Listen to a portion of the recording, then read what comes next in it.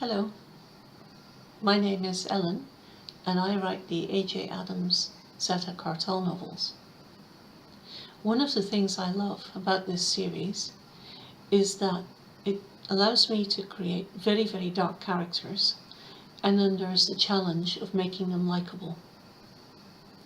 In the first novel, Kyle, the enforcer, when we first meet him, he's come back from a crucifixion. And when I first wrote it, I thought, there's no way I'm going to be able to make this man relatable, or in the vaguest bit likable. But as the story progressed, Kyle was likable because he uses violence purely as a weapon. There's no enjoyment in it. It's just something that he does. It's part of his world. And because he's otherwise a nice man, he likes his family, he's good to his friends, he takes care of his team, we can forgive him. Arturo does enjoy violence. He gets a kick out of it. But again, we can forgive him because his violence has a reason. He says for his family to survive, he needs the cartel to be feared. If the cartel is not feared, somebody's going to come and take away his family. And therefore, Arturo does what he has to do. Also, Arturo is willing to make the sacrifice. He will, if necessary, die for his family. And I think that goes a long way towards liking him, even although he's really quite evil in many ways and terribly pervy. Quique, I thought, was the most likable of all.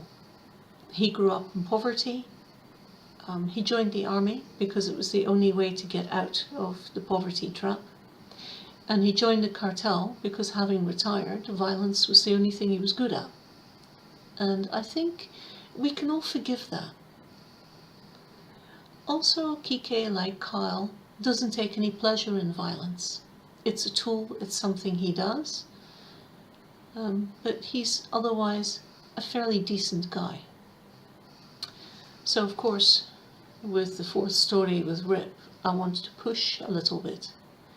And I ended up pushing quite a lot because Rip is a serial killer. He enjoys the violence. When somebody in front of him is screaming, he says it puts sparkles on the night. It gives him a kick. And unlike the others, Rip inflicts pain and violence purely for pleasure. There's no morality in it whatsoever. He picks on bad guys, which is true, but he only does it because he won't be missed. And if you read between the lines, if Rip thought he would get away with it, he would probably just go on a killing spree. He works for the cartel and he gets rid of bad people because he's pragmatic. He knows exactly what he is. He's evil. Why do we like him? I know why I like him, and it's because he knows himself. He's unapologetic. I find something fascinating about that. I look at Rip and I think that kind of person is just too fascinating to fit in with everyday morality.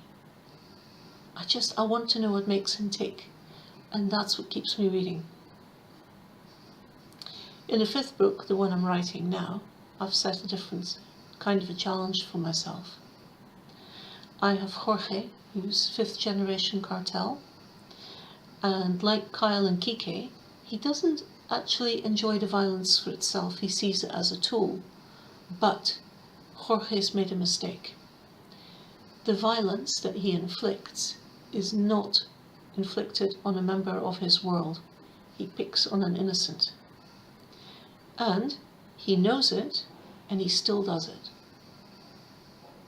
So at the moment, I'm trying to figure out a way to make him relatable and likable. I'll let you know how it goes. In the meantime, tell me what you like about your dark heroes. Tell me what makes you forgive them and root for them, because I really want to know. Talk to you soon. Bye.